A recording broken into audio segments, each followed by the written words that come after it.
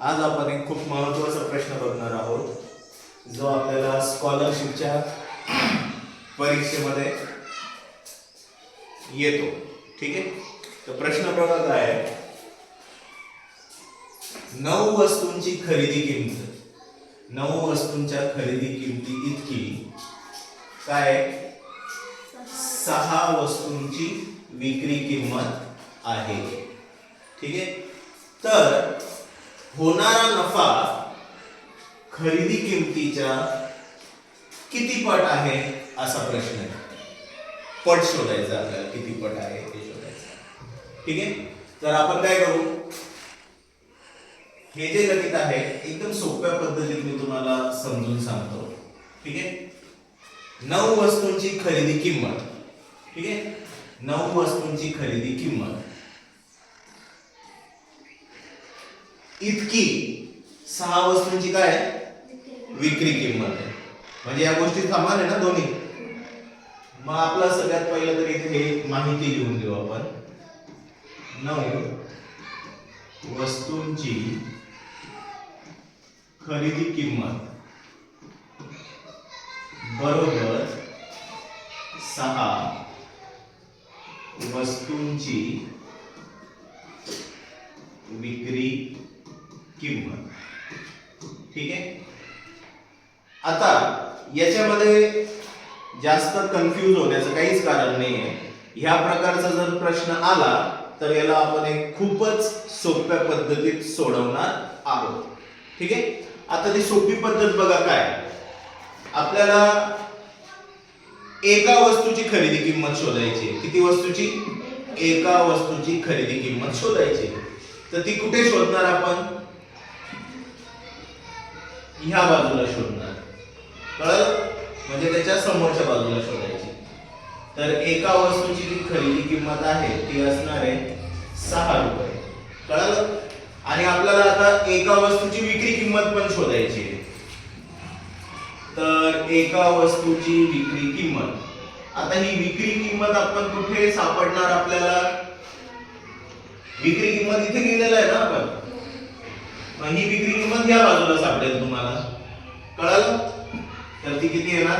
9. इथपर्यंत समजलं? एका वस्तूची खरेदी किंमत कुठे सापडणार तुम्हाला? त्या बाजूला.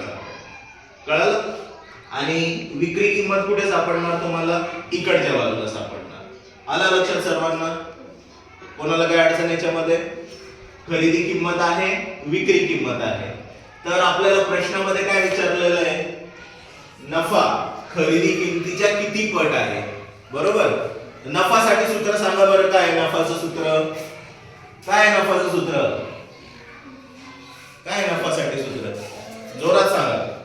नफा बरोबर किती? सूत्र सांगा ना नफाचं. नफा बरोबर काय? विक्री वजा खकी. विक्री किंमत वजा खरेदी किंमत आहे ना. तर किती आहे आपल्याकडे एका वस्तूची विक्री किंमत? खरेदी किंमत किती आहे?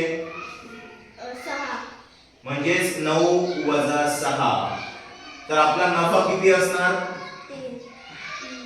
नफा असणार 3 रुपये. कळालं इथपर्यंत?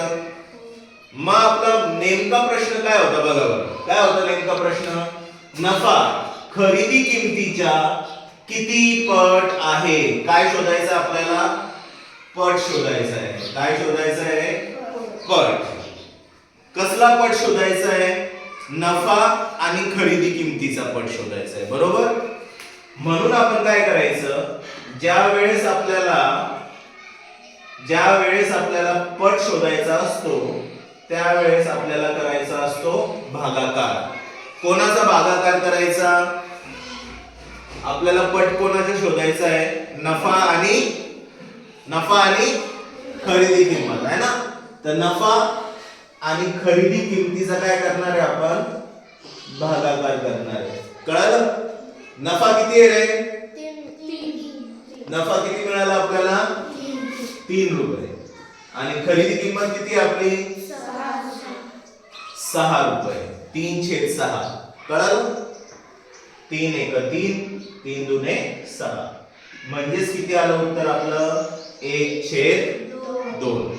म्हणजेच नफा हा खरेदी किमतीच्या किती पट असणार आहे? 1/2 पट असणार आहे. कळालं? आहे का आपल्याकडे ऑप्शन 1/2 पटचं? आहे की नाही? बघा पहिलंच ऑप्शन आहे ना. समजलं सर्वांना?